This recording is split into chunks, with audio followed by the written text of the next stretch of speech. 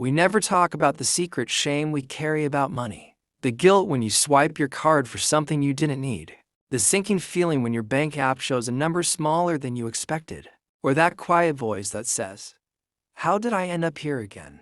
We live in a world where spending is easier than breathing. One tap, one click, one moment of "I deserve this." And yet, behind every purchase, there's often a shadow of shame. We don't talk about it, because talking about money feels dirty. But this silence is exactly what keeps us trapped. Part 1. Relatability, the shame we hide. Let's be honest, money shame has many faces.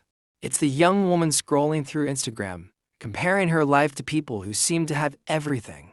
It's the man drowning in credit card debt, pretending everything's fine at dinner.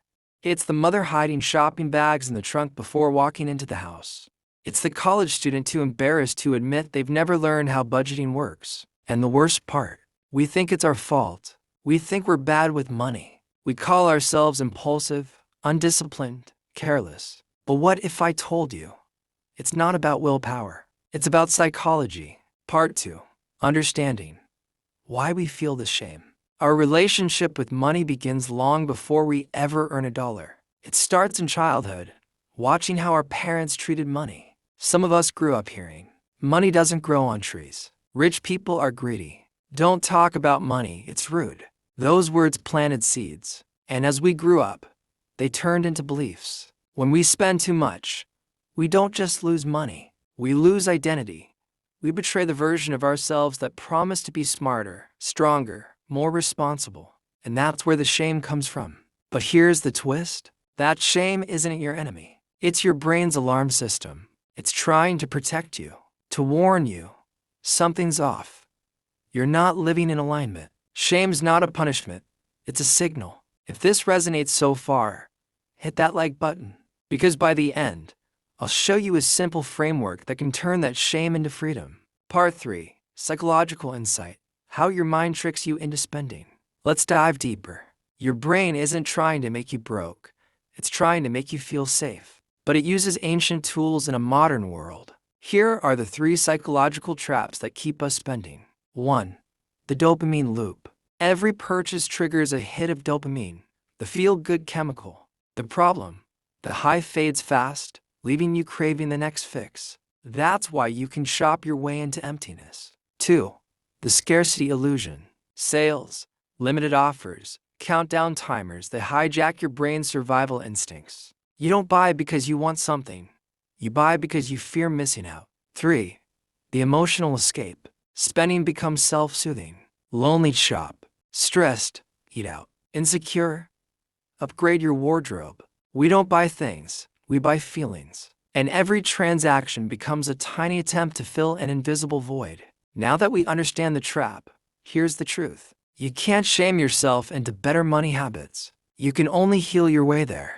And that begins with awareness. When you notice that urge to spend, pause. Ask yourself, what am I really trying to buy right now? Sometimes it's not an item. It's peace. It's validation. It's love. And when you meet that need directly, spending loses its power. Let me walk you through a 4-step process to transform your relationship with money. A journey from shame to self-trust. Step 1. Awareness. Name the emotion.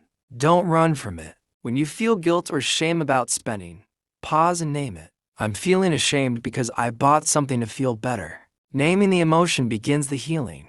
Step 2. Curiosity. Ask why, without judgment. Your spending has a reason. Ask, what was I feeling before I spent? Curiosity replaces judgment with compassion. Step 3. Reframe. Turn shame into a signal. Instead of "I'm bad with money," say, "My emotions are teaching me something." Every purchase tells a story. Learn from it. Step 4. Realignment. Build emotional safety. Start creating new habits that make you feel safe without spending. Meditate, journal, take walks, connect with people. Financial freedom begins with emotional safety. Meet Lisa. For years, she shopped every time she felt unseen in her relationship. When she started asking herself, what am I really craving? She realized it wasn't clothes she wanted. It was connection. So she began talking honestly with her partner. Her credit card balance went down, but her emotional balance went up. Then there's David. He grew up hearing, "We're just not the kind of people who have money." He carried that belief into adulthood.